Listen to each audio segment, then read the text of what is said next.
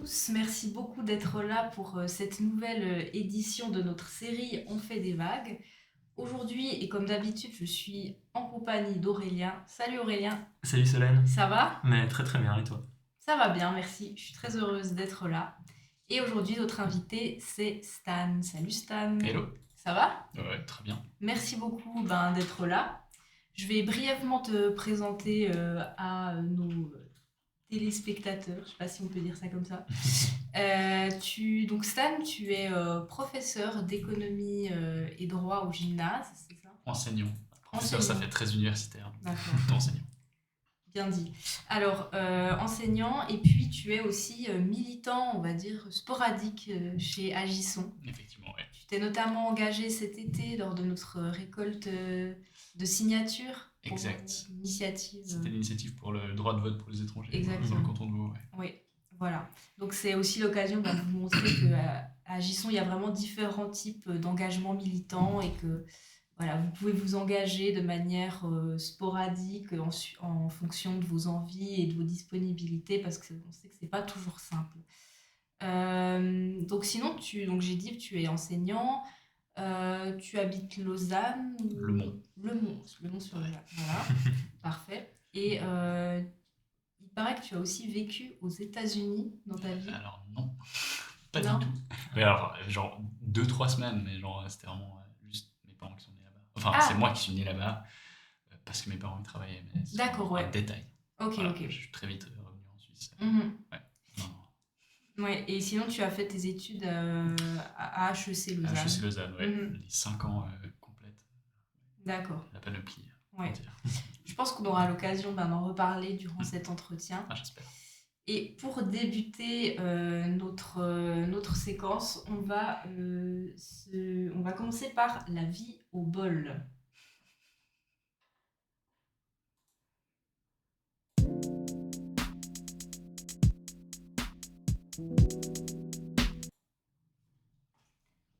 Voilà, alors ici on a un bol avec des questions et je te laisse tirer une question au hasard et y répondre. Alors, ton meilleur, pire moment de campagne de récolte, c'est d'Agisson par exemple. Alors, foulala. Bon alors, je crois que sur l'été passé, j'ai fait 2 épisodes principaux de récolte. Le pire moment, je commence avec le pire, je finis avec le dessert. Le pire moment, c'était vraiment, c'était la première, c'était à la grève féministe. On a commencé les récoltes, je crois, à midi. Et c'était le mois de juin, je crois. Bah, oui, ouais, le 14. Le 14, évidemment. Ouais. Et on était à la place Saint-Laurent, à alpaguer les gens qui passaient. Comme ça, et on était en plein soleil. Et c'était genre vraiment... c'est pas encore un épisode de canicule, mais c'était vraiment... voilà, t'avais le rayonnement de absolument toutes les pierres de centre-ville qui convergeaient vers nos truffes. C'était assez... c'était terrible, on va dire. C'était vraiment difficile. Et le meilleur, c'était donc ça, c'était le début de la journée. Et le meilleur, c'était la fin de la récolte. Quand on a un peu compté tout ce qu'on avait réussi à récolter comme signature. Et puis qu'on a juste bu une petite bière, quoi. Et voilà. Ça, c'était très très chouette. C'est vrai que c'est un gros score. On avait fait presque 1000 signatures la journée, ou plus de 1000 signatures. Ouais. Moi, j'ai 1100 ou 1200 en tête. Ouais. Peut-être il y avait des doubles. Et voilà, effectivement, c'est quoi, c'est 12 000 le seuil cantonal? C'est 12 000, ouais. Donc c'était effectivement un gros score. Et puis c'est un moment où ça avait relancé notre motivation de manière assez forte. Ouais, trop bien. Et voilà. J'ai vraiment pas énormément de moments de récolte. Donc voilà, ça sera des pires et meilleurs moments. Ouais, voilà. Trop bien. Bah, merci beaucoup pour ta réponse. En parlant de ça, pourquoi tu as eu envie de t'engager dans Agisson, de nous rejoindre pour cette récolte ou pour autre chose aussi? Comment tu as connu Agisson? Alors, comment j'ai connu Agisson? J'ai connu Agisson par votre ingénieur son, là, juste derrière l'écran, là, Pablo. Entre autres, il y avait aussi Steven, cofondateur du mouvement, je crois. Tout à fait, ouais. Avec qui nous jouions d'endiablé partie de baby-foot au gymnase de la Cité, fort longtemps. Incroyable. Enfin, moi, je jouais pas vraiment, mais Steven, lui, il jouait beaucoup. Donc, j'ai pu commencer à connaître le personnage à ce moment-là. Et puis, ouais, et puis, alors vraiment, la campagne, je me suis fait embrigader de manière totalement criminelle par Timothée. J'ai croisé, je sais plus, je crois que c'était une Critical Mass. Je l'ai croisé là, puis il fait hey, on cherche des gens. Et en fait, je pensais aller, à la base, je pensais être dans la cuisine de la gueule féministe. Et puis finalement, il y a beaucoup trop de gens. Donc, je me suis engagé pour ce truc-là. Incroyable. Mais la raison pour laquelle j'ai fait ça, c'est plutôt que j'avais un peu constaté que les canaux classiques de changement par cette espèce de pseudo-démocratie directe qui est en Suisse étaient un petit peu ces canaux étaient un peu bouchés et voilà, j'ai un peu épuisé j'y croyais plus vraiment. Donc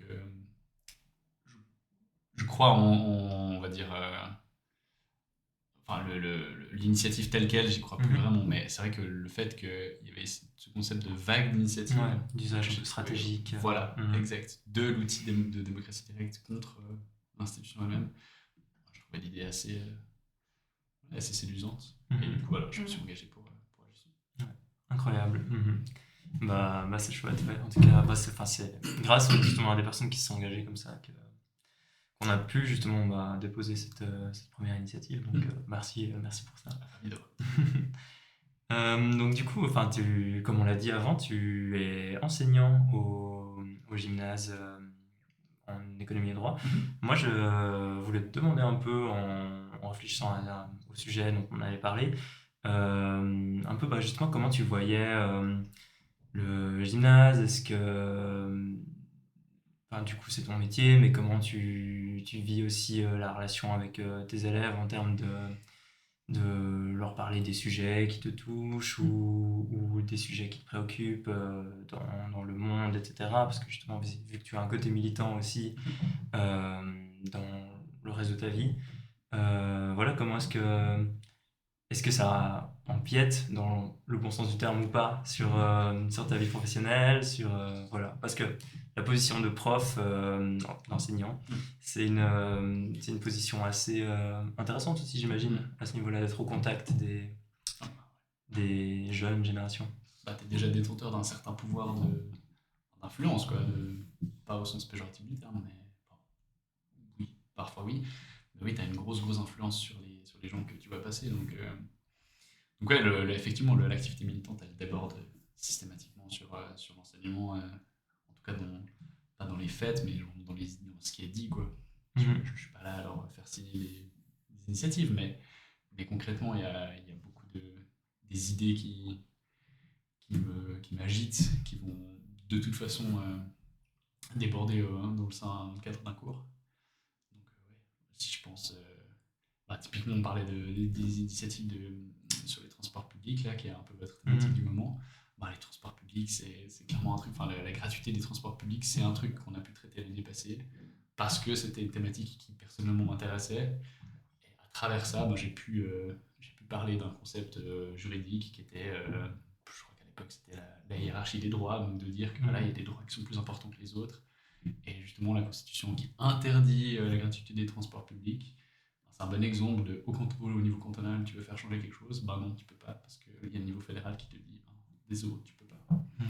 Donc ça, c'est un truc qui déborde. Et puis après, il y a aussi des fois dans les manières, dans les questions qui sont posées par les élèves, parce qu'il y a des élèves qui sont vraiment certains sont politisés, et ceux qui sont certains et certaines qui sont politisés vont poser des questions extrêmement intéressantes. Et puis là, des fois, tu te dois de leur donner une part de tes idées. Donc, l'idéal, le fantasme de la neutralité à l'école, il est rapidement, ce fantasme est rapidement mis de côté, et puis il fait place aux idées de la professeure, de l'enseignante. Ouais. Malgré je sais pas très bien comment ça se passe, mais j'imagine qu'il y a un programme quand même. Ouais. Est-ce qu'il y a quand même une marge de manœuvre ou autre, ou est-ce que ce programme est bon en lui-même? Le programme, il est vraiment catastrophique. Malgré, d'ailleurs, ils ont en révision. Il y a un super chouette article dans Le Temps ce matin. Comme quoi, il y a la proposition de révision du programme qui inclut des questions de durabilité, de genre. Et du coup, ce programme-là, il a été taxé de wokiste Ah ouais. par une poignée de sages hommes, certainement des hommes en Suisse allemande, puis qui ont dit que voilà, ces thématiques-là n'avaient rien à faire dans les plans d'études, que l'école, ça reste neutre, de toute façon. Ce qui est un mythe complet. Mais non, le programme tel qu'il est, en économie en tout cas, voilà, moi je ne le porte pas particulièrement dans mon cœur. Mhm. Il n'a pas changé, d'après certains et certaines, quasiment pas changé depuis 1994, qui est mon année de naissance. Donc, Ah ouais. c'est un petit pincement, quoi. Ça fait 30 ans qu'il n'a pas changé. Voilà, bon. Donc, on a vite fait un peu inclus à la marge des questions de durabilité, mais à travers un spectre très économique et très économiciste, de genre, voilà, il faut donner une valeur à la nature. Et puis quand on leur a donné une valeur, tout ira bien, car les marchés vont réguler ça de manière parfaite. Donc, je me suis perdu, j'ai perdu ta Non, question.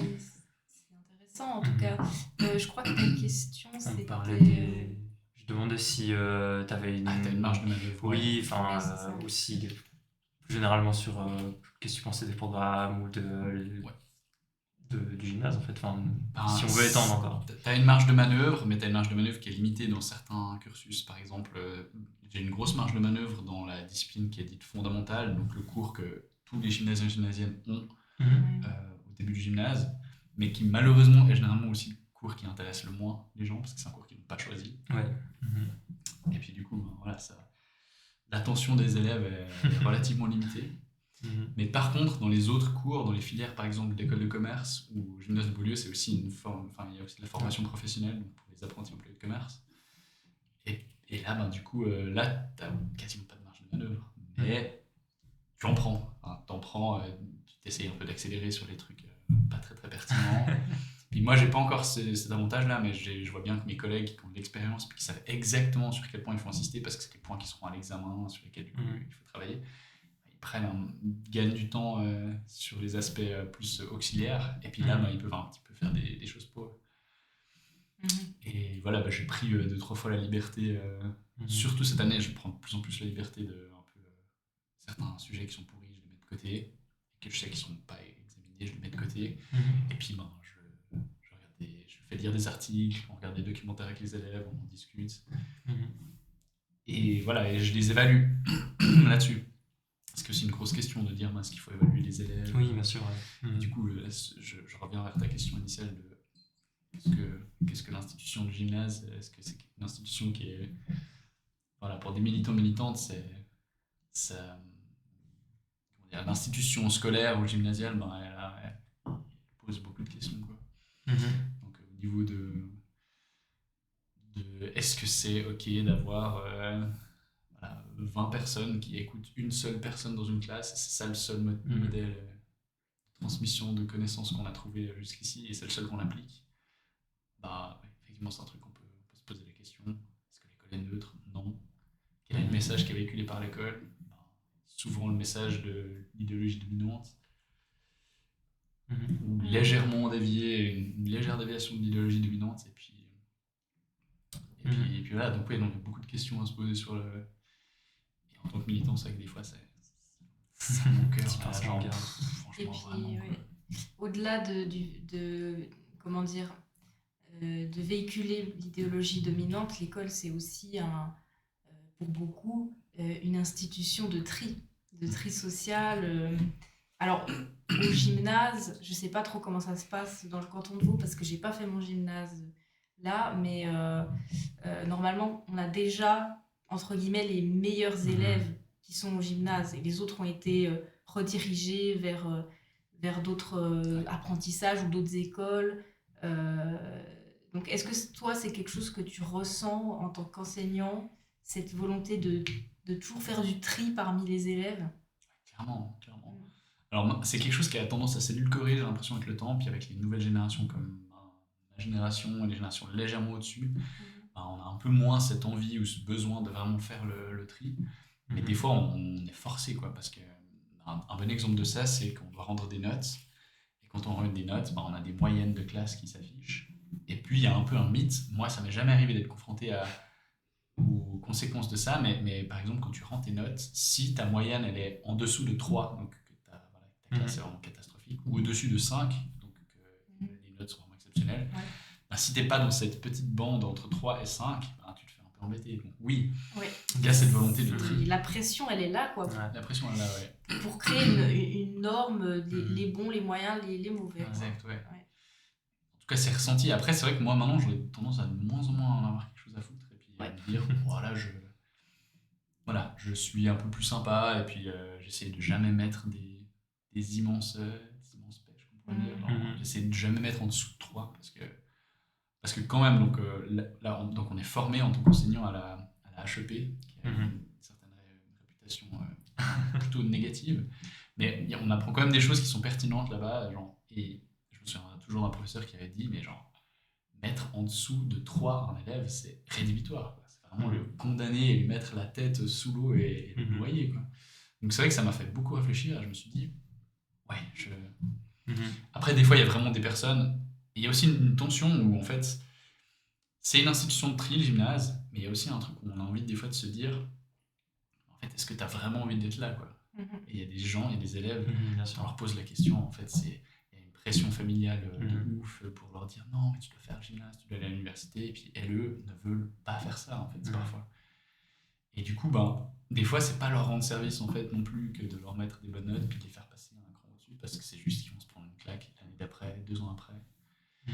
Ouais, surtout en première année, j'imagine. Parce que, c'est vrai que moi, ça reste il n'y a pas si longtemps que ça, mon gymnase, mais en première année, entre la première et la deuxième année, t'as 50-60% de ma classe qui a changé, en fait. C'est vrai qu'en termes de sélection, si elle se fait pas avant, elle se fait là, mais du coup, c'est aussi assez violent, quoi, à ce niveau-là.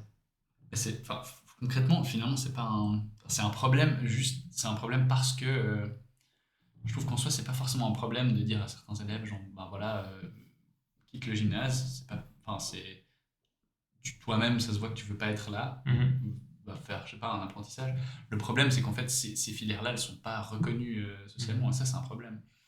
Le fait que aussi l'accès au savoir, pourquoi est-ce que tu dois faire une formation très très culture générale comme le gymnase pour pouvoir ensuite affiner tes connaissances ou bien découvrir des connaissances, aller dans un approfondissement des connaissances à l'université. Pourquoi est-ce que ça, tu n'y as pas le droit si tu n'as pas fait un gymnase avant? Ça pose quand même des questions. Et là, c'est vrai que c'est problématique de dire, genre, voilà, toi tu restes, toi tu vis, toi tu crèves, toi tu vis, toi tu crèves. Et puis voilà, ça c'est un peu... Ça, c'est vrai que ça pose des dilemmes moraux en tant qu'enseignant. Parce que tu te dis, mais lui, il est à 2 points, puis ensuite, après, quand tu te rends compte de la supercherie qu'il y a derrière le concept de points, ou les questions, déjà, les élèves qui n'arrivent pas à interpréter les questions, les élèves qui n'arrivent pas à lire les questions, en fait, sont pénalisés. Et alors que, concrètement, si tu leur poses la question à l'oral, ou si tu reformules tes questions peut-être à l'oral, en fait, ils s'en sortent très très bien. C'est simplement que l'institution scolaire, il y a des modalités qui ne leur conviennent pas du tout. Et puis, c'est ça. Voilà, donc oui, c'est clairement une institution de tri pour répondre à ta question. Oui.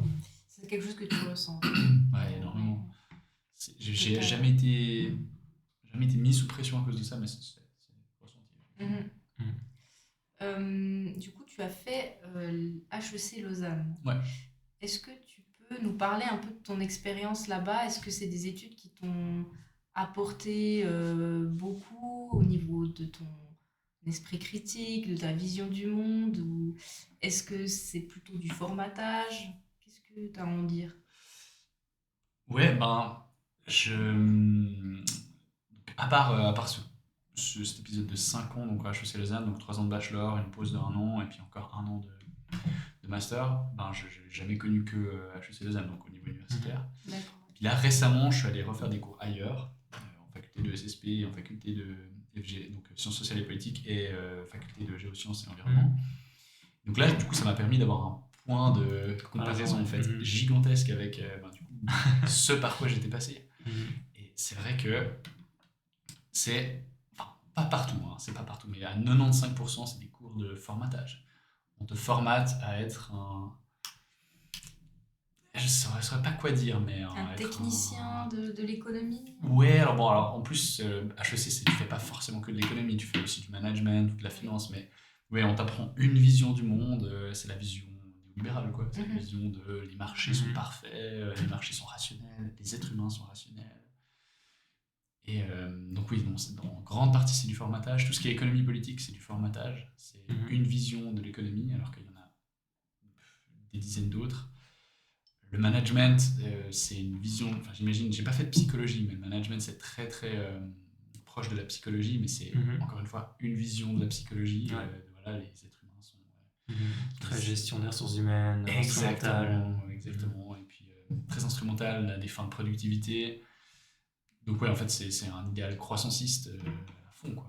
L'objectif c'est gagner de l'argent, faire gagner de l'argent à l'entreprise.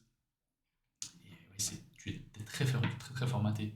Et le peu de cours qui nuancent un petit peu ce propos-là, ben, c'est déjà un petit peu plus en master.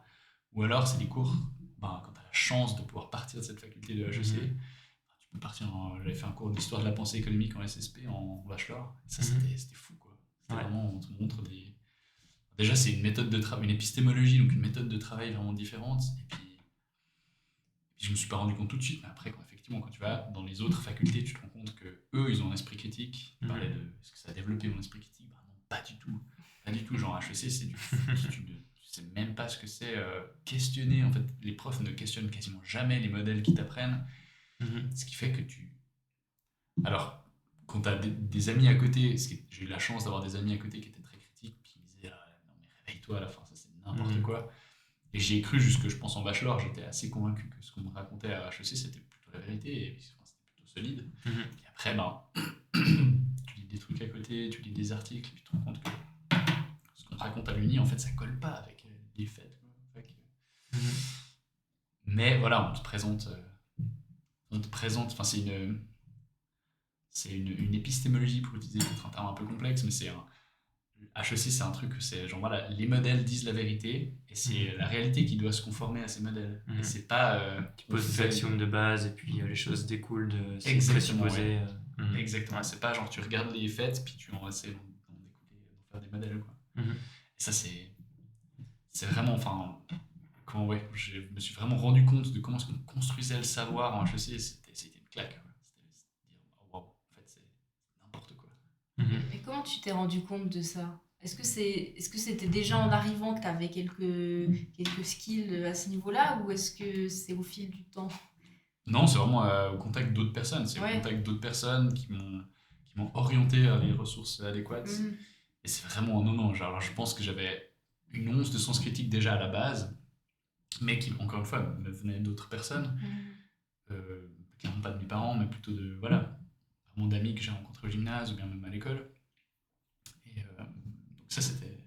Non, les sens critiques, c'est vraiment quelque chose c'est uniquement grâce au cercle qui m'entourait que j'ai pu un peu dévier de la ligne classique parce qu'il fut un temps, mon rêve c'était, à l'instar de un de vos, je crois que c'est un ancien militant à Jusson, où il est encore Victor. Oui, tout à fait, qui a été trader algorithmique. Voilà, ça c'était un peu mon rêve. Alors moi je voulais pas être trader, mais un peu, je voulais être expert financier, expert comptable dans un des Big Four, des 4 grandes branches de grandes boîtes de consulting qui vont dans le monde entier conseiller des grosses entreprises pour faire plus d'argent. Quoi.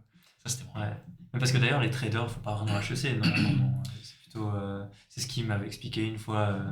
C'est plutôt de la programmation d'algorithmes, des choses comme ça, non? Parce que moi, j'avais un peu la représentation que.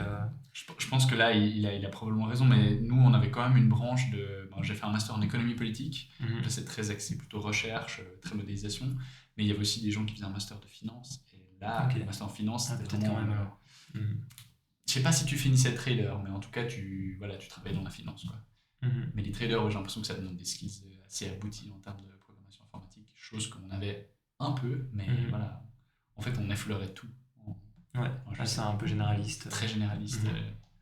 C'est très généraliste. En master, c'est un peu nuancé, mais même ça reste très généraliste. Voilà. Est-ce qu'il y avait déjà aussi à l'époque, parce que moi, alors j'ai suivi aucun cours en HEC, mais bon, j'ai fréquenté un peu l'UNIL et autres. Et puis, je sais que maintenant, il existe un peu un département qui fait un peu, pas vraiment de la finance durable, mais qui essaye de lancer des projets un peu d'économie. Je ne sais pas jusqu'à dire que c'est de l'économie sociale et solidaire, mais c'est un peu des projets, disons, start-up, vaguement écolo, vaguement autres, avec des concours un peu de... Tu parles de E4S? Je pensais à YouCreate. C'est Newblade, une ok. espèce de concours où ils mettent un peu au cœur justement des innovations, enfin des projets en fait entrepreneuriaux, mais un peu Ouais. durables, que ce soit écologiquement ou socialement. Et puis, bah, bref, pour avoir un peu assisté à ce concours, parce que je faisais partie d'une association écolo sur le campus, bah, en fait c'était vraiment un vernis un peu écolo-social, mais en fait quand tu creuses, c'est pas terrible. Donc enfin, je me demandais s'il y avait déjà ça à l'époque. Bon, c'est vrai que la question de la durabilité est assez récente, mais Alors, en tout cas, ouais, elle a été très récemment prise au sérieux par la faculté des HEC, donc non, il n'y avait clairement pas. mhm, C'est que à partir, je crois que de ce que je sais, c'est que depuis cette année qu'en tout cas il y a des cours de durabilité en bachelor HEC. Donc ça, c'est vraiment. mhm, À l'époque, il y avait un semblant, on parlait un tout petit peu de durabilité, mais c'est toujours à travers le prisme économique, du genre, on mhm, parle de RSE, quoi, de responsabilité sociale des entreprises, mhm, qui est un peu un truc très classique, mais en général, enfin, pour moi, c'est un synonyme de greenwashing, quoi. C'est vraiment. C'est ça. mhm, Ça n'a aucune pertinence.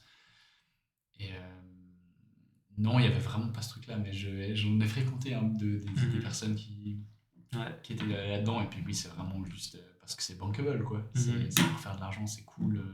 C'est Mhm. cool d'être un petit peu vert, mais derrière, on s'en tape le coquillage, Ouais, parce qu'il y avait des projets, je me rappelle, il y avait quoi? Il y avait un projet de mettre des espèces de vélos, un peu d'appartements sur le campus, et puis tu peux recharger ton téléphone en pédalant dessus, un truc comme ça. Ouais. Et ouais, enfin, c'est une vision de l'écologie La marge. C'est intéressante. juste, Ouais. en fait, c'est juste une variable en plus dans les modèles. C'est le côté écolo, mais ça ne remet en aucun cas le modèle de Mhm. base. Ouais. Et bah, ce qui est un peu sous-jacent là-dedans, c'est qu'on voit qu'il y a deux visions de l'économie. Enfin, il y a deux visions de l'économie qui s'affrontent en gros. Il y a ceux qui pensent que c'est justement ce que tu expliques, c'est des modèles et la réalité, elle doit entrer dans ces modèles. Ou alors, il y a ceux qui prennent un peu plus en compte les sciences sociales, cette dimension-là. Euh, Comment tu expliques qu'à HEC, il soit dans la première catégorie? Est-ce que tu as déjà réfléchi à ça? C'est un peu Bah, complexe comme question. ouais, c'est complexe, mais puis, je pense qu'il y a 1000 réponses à ça. Ouais. Bah, il y a un peu ce truc de. Bah, HEC, il bénéficie d'une certaine renommée aussi au niveau, dans Ouais. les classements. Ils sont quand même plus ou moins bien placés, même si en fait, ces classements, c'est un peu bidon parce que de toute façon, c'est un truc qui s'auto-alimente. Genre, quand tu as les meilleurs chercheurs, et ben, du coup, tu as les meilleurs étudiants qui viennent étudier, et du coup, ben, voilà, tu as les meilleurs chercheurs, etc. etc. Mais il y a un truc qui a peut-être lancé cette boucle de rétroaction positive, c'est que en fait, Lausanne, ça a été. Ça a été le berceau en fait de l'économie, pas le berceau, mais Mhm. il y a une école économique qui s'appelle l'école philosophique ou économique de Lausanne. Et en fait, c'est l'économie mainstream telle qu'on la connaît actuellement. Elle est née hein, de deux grands économistes qui ont travaillé à Lausanne, qui sont Léon Walras et Wilfred Pareto, qui sont vraiment Ah oui. deux d'ailleurs, il y a un centre en SSP, il y a un centre Mhm. Walras Pareto. Mhm.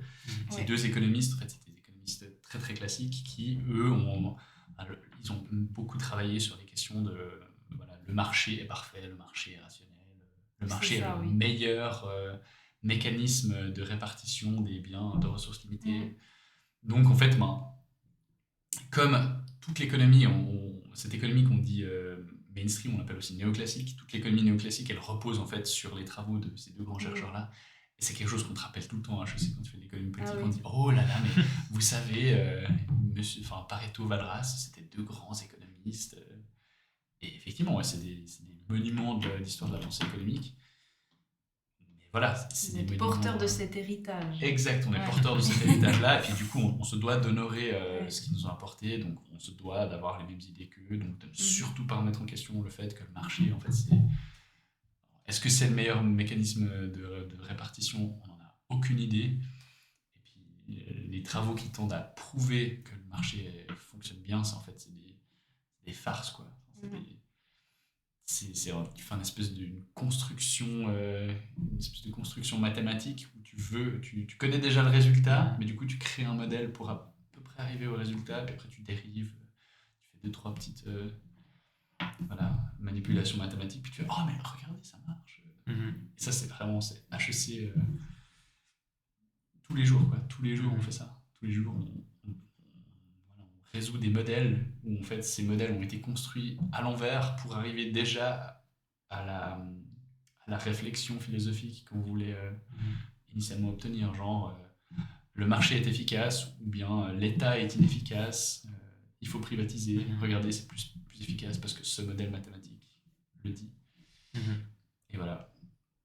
Donc ouais, c'est vraiment je pense que c'est ça, c'est cet héritage-là, et puis ça s'est auto-entretenu, et puis maintenant, et il y a le fait que si tu veux être publié dans les meilleurs, ça c'est un niveau encore plus macro, mais si tu veux être publié dans les meilleures revues économiques, tu te dois d'adopter ce prisme-là, ce prisme néolibéral en fait finalement. C'est ça, oui. Et si tu n'es pas d'accord avec ça, tu n'es pas publié dans les meilleurs journaux, et donc du coup c'est vraiment ce truc de publish or perish, quoi. Donc, si tu publies pas dans les meilleurs journaux, tu dégages. D'ailleurs, si tu veux être engagé à HEC Lausanne, de mémoire, c'est une condition. Tu dois, dans les 5 ans de ton arrivée à HEC Lausanne, tu dois publier dans un de ces top 5, ces 5 meilleurs journaux en économie, sinon tu dégages. Ah oui, d'accord. Ouais. Donc, c'est radical comme moyen de... C'est radical. trier. Alors, faut pas prendre... faut pas me prendre pour... c'est peut-être faux ce que je raconte, mais c'est vraiment ce qu'on disait en tout cas en faculté de master en économie politique. Ouais. Et puis au niveau des étudiants, enfin, peut-être qu'on pourra venir sur un autre sujet, mais est-ce que dans l'ensemble, je sais qu'il y a, en tout cas j'ai l'impression qu'il y a beaucoup de travail, donc peut-être qu'il n'y a pas le temps d'aller se renseigner sur d'autres sujets en dehors du programme du cours, mais au niveau des étudiants, est-ce que justement il y a un peu des velléités de critique ou autre, parce que j'ai un peu étudié une grève qui a eu lieu à l'Uni de Lausanne en 97. Bon, elle était portée par les lettres et les sciences sociales et les politiques, mais une des revendications c'était justement d'ouvrir le programme d'économie aux économies hétérodoxes, non classiques. Et alors je ne me rappelle plus si ça avait été, si on avait donné suite aux revendications, mais en tout cas, à cette époque-là, il y avait des velléités justement d'ouverture du programme. Après, je ne suis pas certain que c'était partagé par les étudiants de HEC de l'époque, à voir. Mais voilà, je me demandais un peu de ton expérience. Alors, si tu m'apprends quelque chose sur cette grève en 97, c'est ouf. Parce qu'en fait, c'est un truc... Donc oui, mais je reviens après à ça, mais je trouve ça fascinant que en fait, c'était déjà une question de 97, parce que suite à la crise de 2008, il y a beaucoup d'étudiants qui ont milité pour alors le terme n'est pas tout à fait politiquement correct, mais pour une post-autistic economics. Donc de dire qu'en fait l'économie actuelle mainstream est entre guillemets autiste et ne voit pas plus loin que le bout de son nez. Le terme est critiquable, discutable, mais c'était en 2008 et je pensais pas que ça... ça se trouve ça revient bien avant en fait. Mais oui, maintenant, depuis 2019, il y a une asso qui est présente dans plusieurs universités, qui s'appelle Rethinking Economics. Et ça, c'est vraiment, il y a un travail qui est vraiment cool qui est fait de la part d'étudiants de mon ancien master. Et je crois que maintenant, typiquement, les étudiantes de mon master, plutôt des étudiants, l'économie c'est un truc qui est très masculin encore, mais les étudiants et étudiantes maintenant ont le droit de au moins un cours dans d'autres facultés. Donc ils peuvent prendre des cours d'économie hétérodoxe, ce qui n'était pas mon cas, moi j'ai pas le droit. Je devais faire une demande et puis c'était compliqué. Donc oui, maintenant ça bouge un peu, mais je me suis inscrit sur ce groupe-là de Rethinking Economics, donc il y a peut-être 4-5 personnes.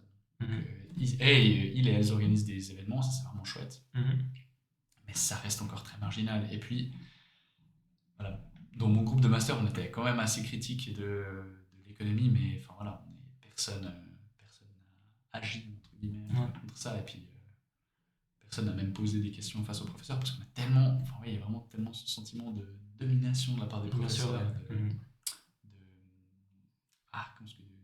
T'es un simple étudiant et puis tu vas pas aller contester un prof qui a... Voilà, mais je cherche un terme pour ça, Gramsci. L'hégémonie. L'hégémonie, voilà, il y a une telle hégémonie en fait de cette discipline économique, du coup tu ne te laisses rien dire. Voilà, donc oui, il y a des choses qui bougent légèrement partout.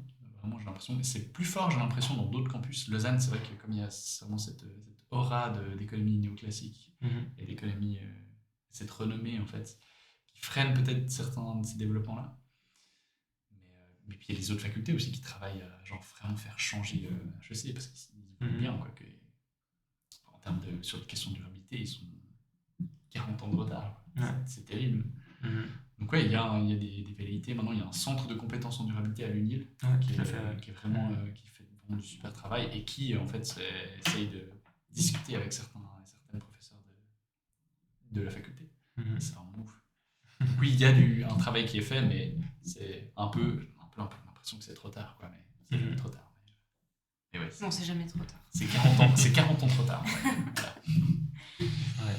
Et c'est là qu'on voit qu'au sein d'une institution comme l'université, il y a des rapports de force et c'est pas juste une institution neutre qui accumule du savoir et qui le transmet. C'est beaucoup plus complexe que ça.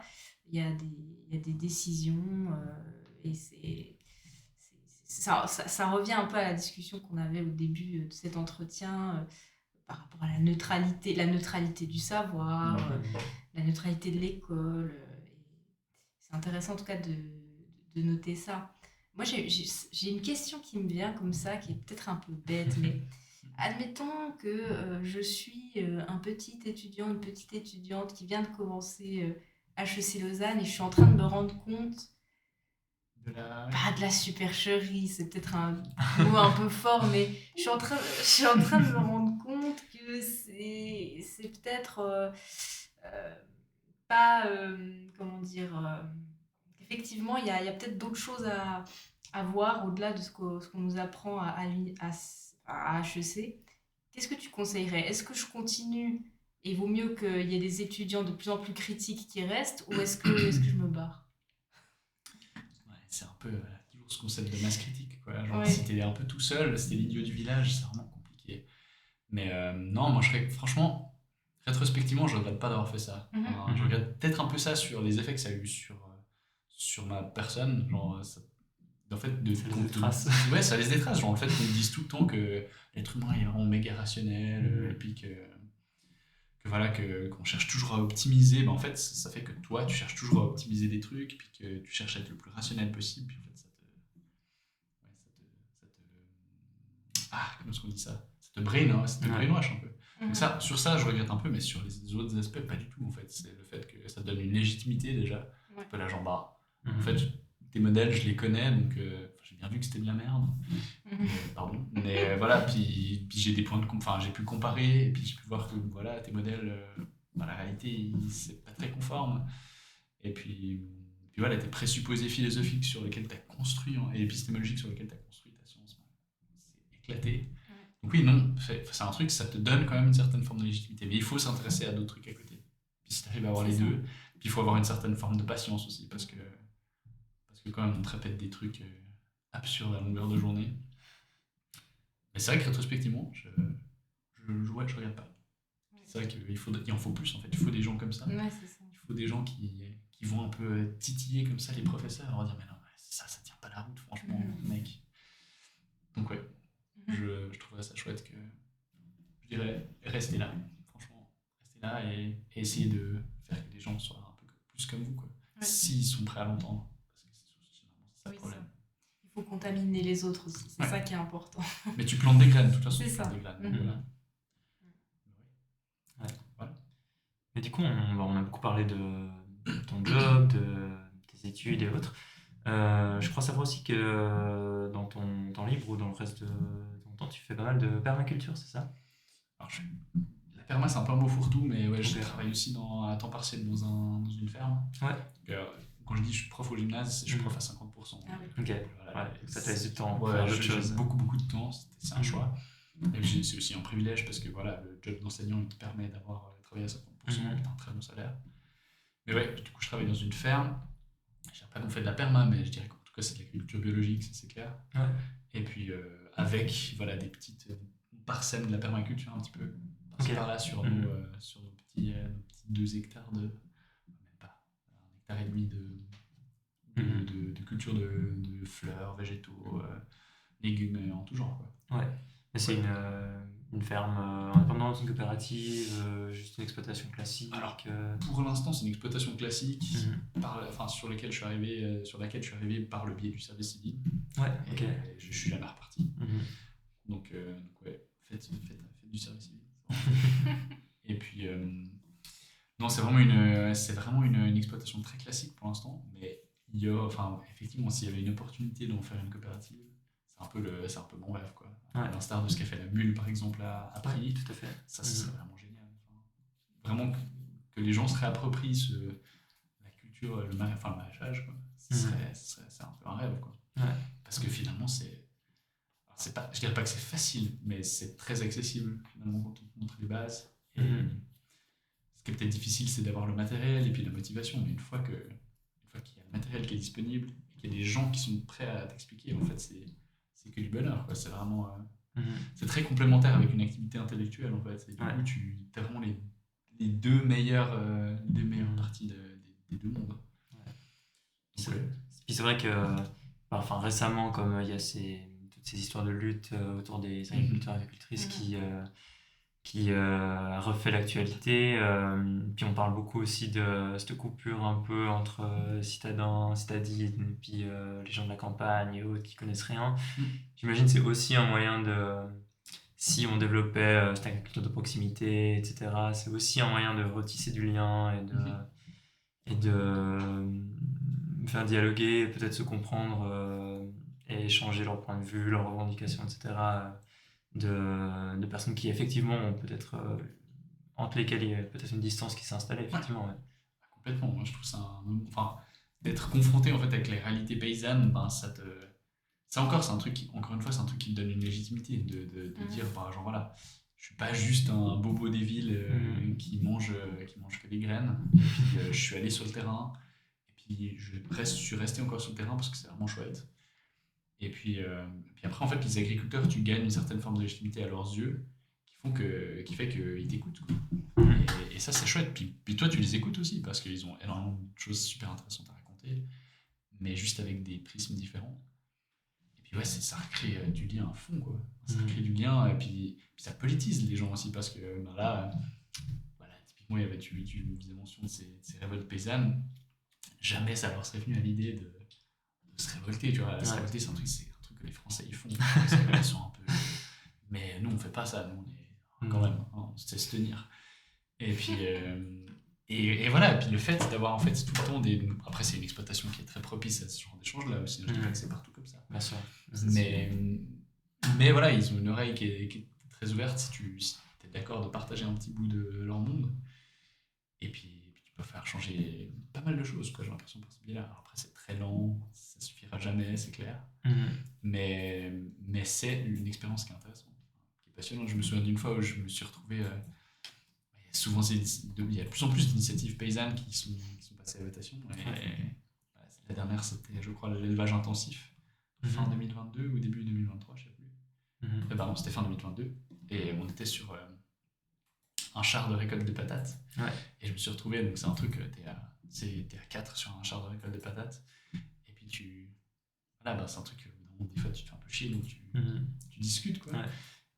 Et j'ai abordé ce sujet-là avec les agriculteurs qui étaient présents. Et puis c'était un gros choc de culture, parce que moi je défendais Louis à cette initiative et eux étaient complètement contre, parce que c'était complètement contraire à leurs valeurs de mais les paysans on le fait déjà tellement chier.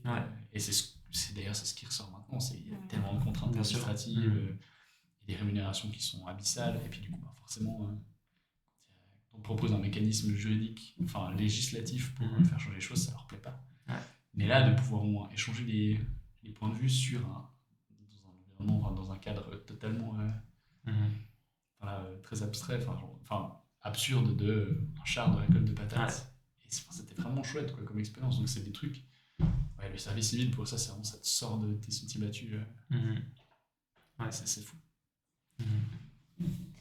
Au-delà de ton engagement à Agisson, tu as d'autres engagements militants? Tu as déjà milité ailleurs Alors, j'ai l'impression que la définition de militant, je ne sais pas à quel point elle est large, mais... elle est extrêmement large, ouais. Je milite, on va dire, à un niveau beaucoup plus institutionnel, là, pour l'instant. C'est un peu mon cheval de bataille, c'est de faire changer les plans d'études. Donc, c'est vraiment d'aller vers le canton et puis Ah ouais. de un peu de les embêter, quoi. Et voilà, pour l'instant, ça marche Mais plutôt au niveau bien. scolaire, du coup? Au niveau scolaire, Ouais. ouais, directement avec la direction d'enseignement, tu Ah vas ouais. voilà, Intéressant, ouais. mettre un petit coup de bâton comme ça dans les flancs. Mhm. Et puis, pour l'instant, ça marche bien. On est en train d'organiser, déjà en train de d'organiser une réforme des plans d'études. Ouais. Parce qu'on parlait de l'université où là, les plans d'études sont catastrophiques, en tout cas à Ouais. HEC. Mais en fait, si tu prends le problème à la racine, Ouais, c'est avant que. l'économie, Ouais, c'est c'est bien avant qu'il faut. Et pas forcément qu'en économie, hein, vraiment partout. Mhm. Il y a vraiment des grosses questions à se poser. Mhm. Donc ouais, là, il y a des réformes qui sont mises en place. Donc, je ne sais pas si c'est vraiment du militantisme, mais Si, quand voilà. même, moi, je Ouais, pense c'est qu'on peut. totalement du Mhm. militantisme. Ouais. Mais. Et puis- Enfin, je veux pas te couper, mais. Vas-y. Ouais. Je me demandais si, à ce niveau-là, enfin, peut-être que tu militais pas sur cette question avant, mais si le changement de majorité avec le passage de l'éducation à droite, Ouais. t'analysais ça comme un changement notable, comme un frein, comme. Voilà, enfin bref. Mais je voulais pas te couper. Non, mais c'est clairement un frein. Enfin, le fait que ce soit maintenant M. Borloo à l'éducation, c'est un truc qui, déjà, c'était totalement inattendu. Mhm. Ça a toujours, je crois, de mémoire, ça a toujours été, enfin pas toujours, mais disons que les 20 dernières années, le département de l'information, c'était dans les mains d'une femme et généralement de gauche. Mhm. Et donc, du coup, ça faisait que voilà, on avait une plus grande marge de manœuvre. Et maintenant, c'est au niveau des budgets, et puis maintenant au niveau comment dire ça, des orientations en fait vers le long terme. C'est par exemple, maintenant on parle d'éducation numérique, quoi. Mhm. Il y a, je me souviens plus, mais l'année passée, on avait reçu un mail adressé directement par M. Borloo qui disait genre oui, on va encourager le développement du numérique au gymnase sans même réfléchir à genre, est-ce que c'est utile, Mhm. est-ce que c'est favorable aux apprentissages, est-ce que la question écologique, et ça nous passe à des années-lumière de genre, enfin voilà, énergétique, en termes de matériel, de matériaux, c'est une catastrophe. Et il y a des budgets gigantesques qui sont dédiés à ça. Et il y a aussi, en fait, c'est quoi les orientations vers à quoi sert l'éducation? Ça sert à l'innovation, quoi. Mhm. C'est vraiment ça. cette aspiration à. Limite, l'éducation doit devenir un secteur rentable. Ouais. Il y a une immense perspective, il y a une perspective très utilitariste, en fait, C'est maintenant, dans l'éducation, de dire, genre, voilà, tout ce que tu apprends, ça doit servir. Mhm. Et ça, maintenant, ça se voit au niveau dans les formations professionnelles. Il y a quasiment, on abolit, en fait, les frontières entre les disciplines. On fait plus du français, de l'anglais, de l'allemand.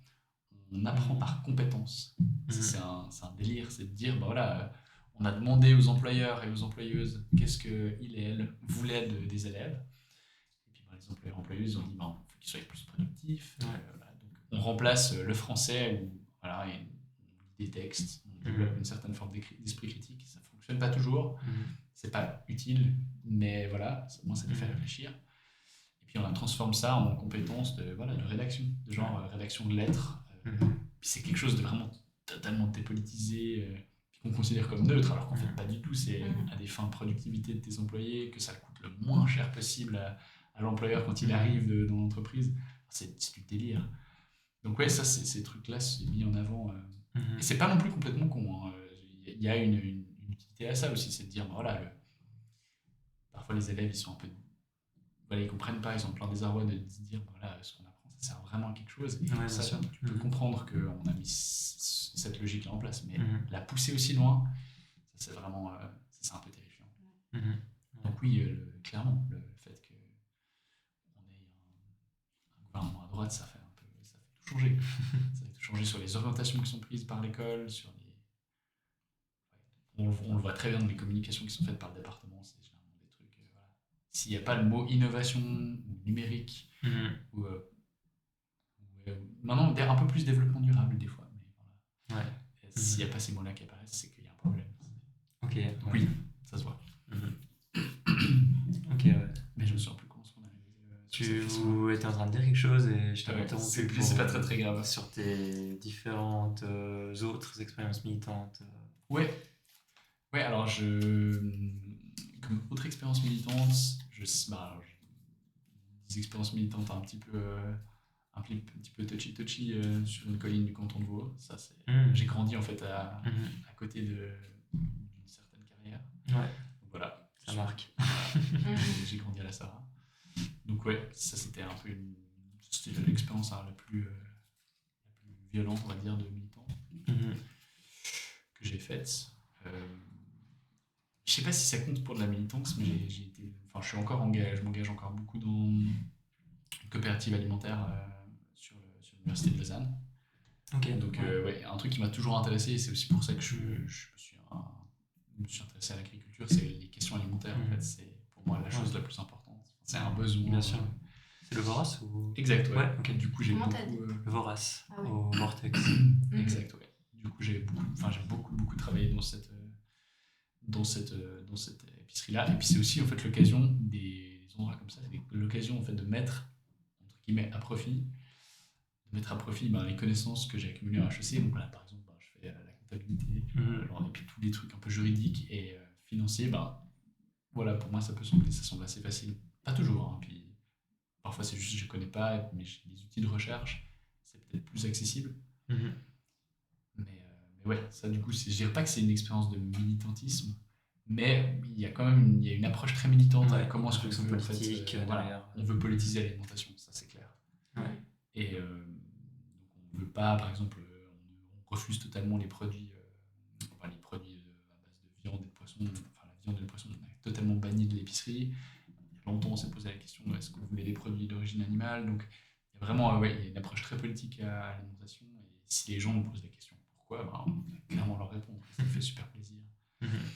On a affiché, c'était un peu une grosse question aussi, on a beaucoup affiché nos orientations politiques au sein même de l'épicerie. Donc c'est Mhm. ouais, est-ce qu'il faut voter à ça, qu'est-ce qu'il faut voter à ça. Il y avait des autocollants, enfin, des flyers, plein de trucs. Donc c'est difficile de dire que c'est du militantisme, mais c'en est assez proche. Je dirais. Mhm.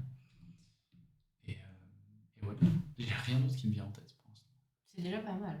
Ouais, peut-être. Ouais. Mais je pense que c'est surtout venu sur le tard en fait, vu que pendant longtemps j'étais en HEC, et puis c'est Ouais. pas du tout ce qu'on t'apprend voilà, c'est comme je disais avant, quoi, les grèves, et puis remettre en question le système, l'ordre établi, c'est un peu un truc de français, quoi. On fait pas ça en Suisse, ça marche bien. Oui, c'est vrai qu'il y a aussi souvent cette mentalité qui ressort. Tu parlais du coup de cette épicerie où vous n'avez pas de viande, pas de poisson. Mhm.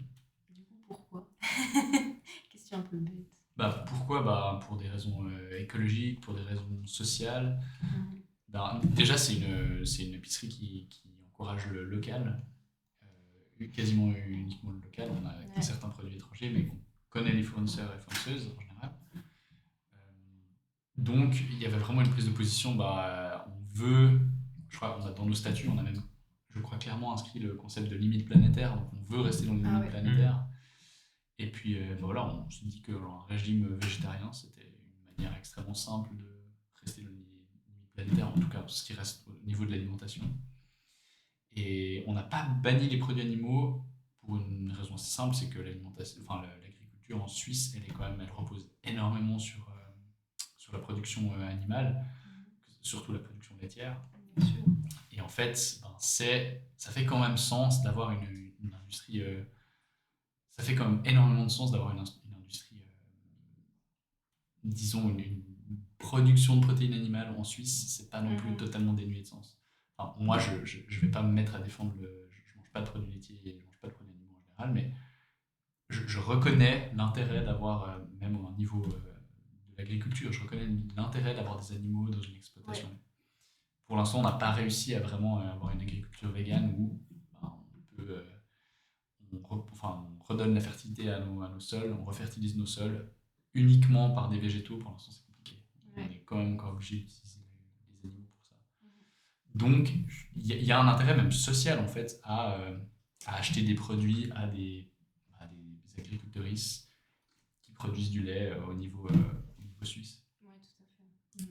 Mais voilà, la viande et le poisson, c'est un truc qu'on a voulu bannir pour des raisons écologiques, parce que voilà, en plus déjà c'est super dur de dire quand c'est marqué viande suisse sur un paquet, on sait jamais viande suisse, ça dit pas est-ce que les intrants, c'est-à-dire le fourrage qui a été utilisé pour nos animaux, est-ce que lui il vient vraiment de Suisse? On n'a aucune idée, il n'y a aucune obligation législative légale derrière, donc ouais, ça veut rien dire. Donc on s'est dit, voilà, c'est probablement la même chose pour le lait, très clairement, il y a des fourrages qui sont à base de soja et à base de céréales qui viennent de l'étranger, on ne sait pas trop.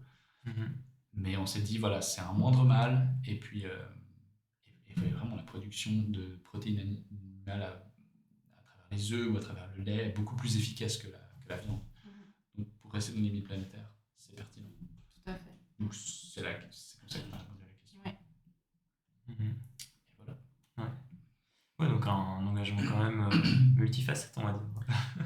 Ouais, mais ça tourne généralement, ça tourne beaucoup autour des questions, je dirais, économiques et vraiment de limites planétaires. Quoi, de se dire, ben, Mhm. qu'est-ce que c'est l'économie des limites planétaires? C'est comment est-ce qu'on peut. Aujourd'hui, il y avait une autrice que j'aime beaucoup qui est à l'université de Lausanne, qui s'appelle Kate Raworth. Puis elle a créé un truc qui s'appelle le donut. Mhm. C'est l'économie du donut, c'est de dire, voilà, on a des limites planétaires qui sont les limites extérieures, on ne peut pas les dépasser, mais on a un socle quand même qui est très important de besoins qu'on doit satisfaire. Et puis ben, voilà, du coup on doit évoluer, donc ça crée deux anneaux, un anneau intérieur, les besoins, l'anneau extérieur, les limites planétaires, puis en fait on doit être entre les deux. Ouais. C'est intéressant. Et on doit être en fait dans cette économie des limites planétaires. Et ça c'est un peu, voilà, je trouve que à travers le prisme de l'agriculture ou de l'alimentation, c'est une très bonne manière voilà, d'engager ces enjeux, je trouve. Ouais. C'est toujours quelque chose qui m'a intéressé. C'est intéressant cet exemple du donut parce que, enfin, je l'ai dit avant, mais moi je faisais partie d'une association sur le campus qui faisait un peu de la pression sur la direction justement pour question de durabilité. Ouais. Et puis c'est pas un hasard qu'il ait invité cet économiste parce que c'est le grand truc de la direction, je crois, au sein du centre de durabilité d'avoir ce donut, etc. Et puis en vrai, actuellement, nous, on était assez critiques pas du modèle en lui-même, mais de la manière dont ensuite la direction, finalement, essayait d'appliquer les choses, parce qu'il y a ce truc c'est une réflexion très systémique, puis l'Uni, alors elle va pouvoir faire les changements qu'elle veut, mais sans un changement un peu plus... en tout cas, une manière de politiser le changement, ça va être compliqué. Il y avait des grosses réticences aussi à ce niveau-là, au niveau de la direction. Ouais. Ah, ça pose des questions de genre, est-ce que c'est seulement possible en fait de faire ça? Est-ce que c'est possible de rester dans une limite planétaire et de satisfaire les besoins?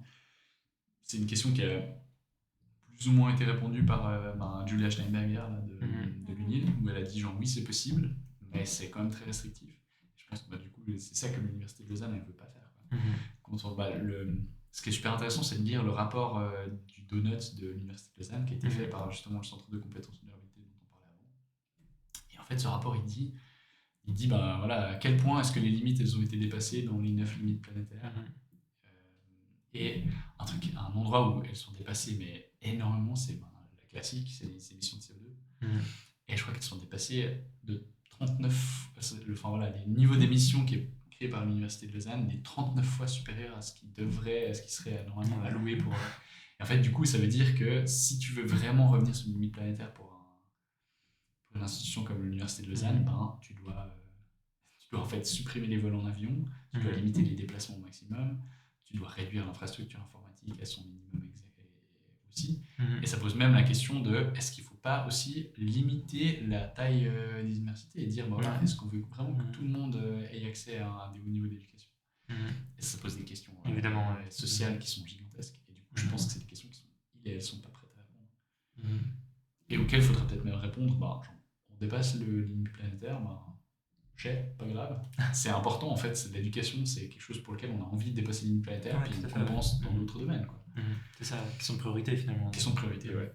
Et du coup, je pense que c'est une question à laquelle la direction de Lausanne elle n'est pas prête elle n'a pas envie de prendre des décisions trop radicales, parce qu'en fait, ça la met aussi en péril au niveau des classements.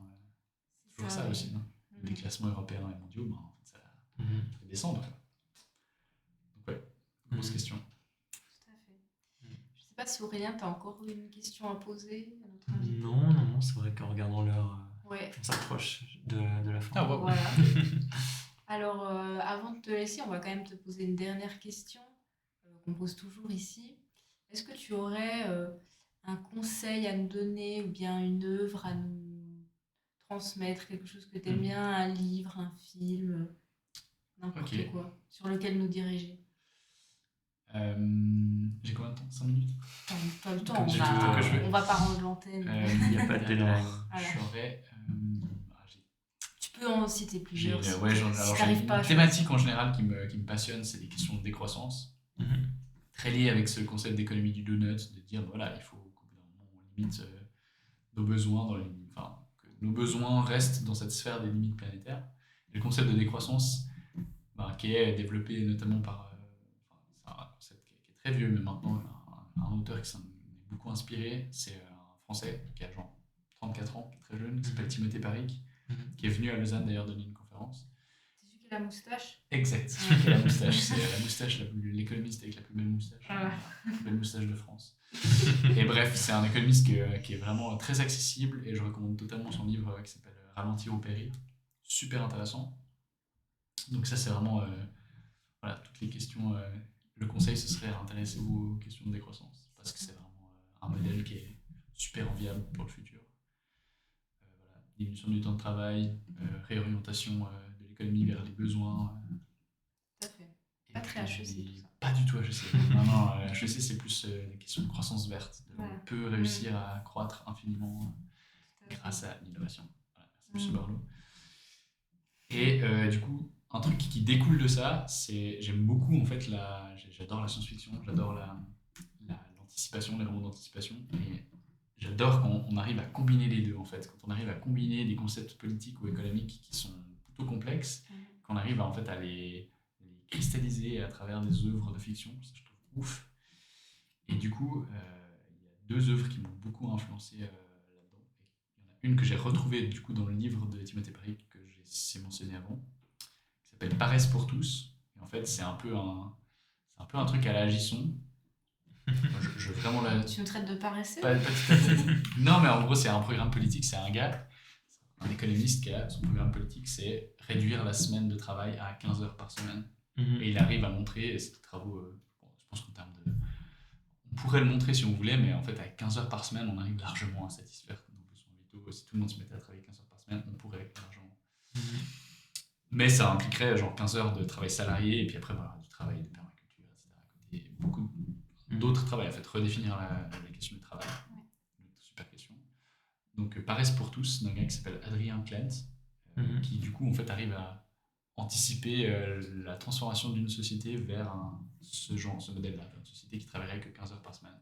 Les obstacles, évidemment, que rencontrerait cette société. Et puis un autre truc que j'ai beaucoup aimé, qui est tout frais en plus, qui est sorti cette année, qui vient d'être traduit en français, et qui s'appelle Le ministère du futur. Ça, c'est vraiment ouf. Qui s'appelle d'un auteur qui s'appelle Kim Stanley Robinson. Et lui, en fait, c'est en gros...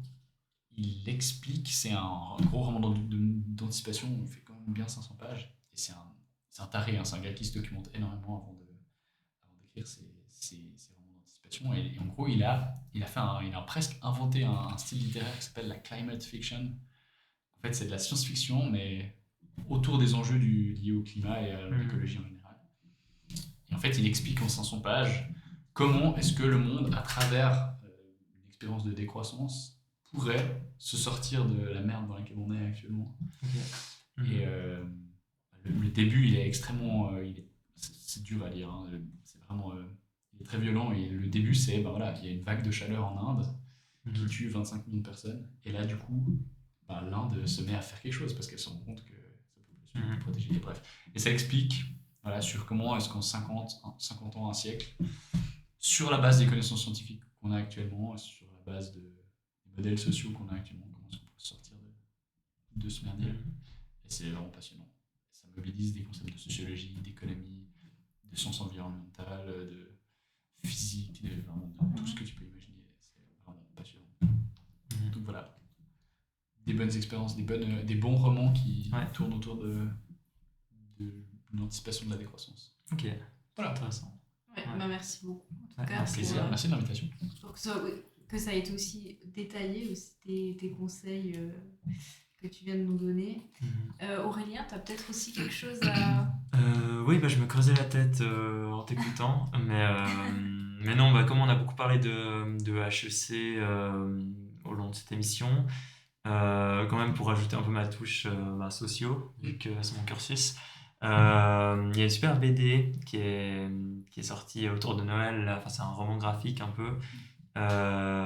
Puis je pense peut servir de bonne intro et très cool qui s'appelle Bourdieu, une enquête algérienne, je crois, puis qui parle un peu du début de la carrière de Bourdieu finalement quand il a fait ses premières recherches en Algérie et autres, et puis avant qu'il devienne un des plus grands sociologues du XXe siècle. Et du coup, elle est super parce que c'est quelqu'un qui est très connu dans le monde intellectuel, dans la sociologie, etc., mais qui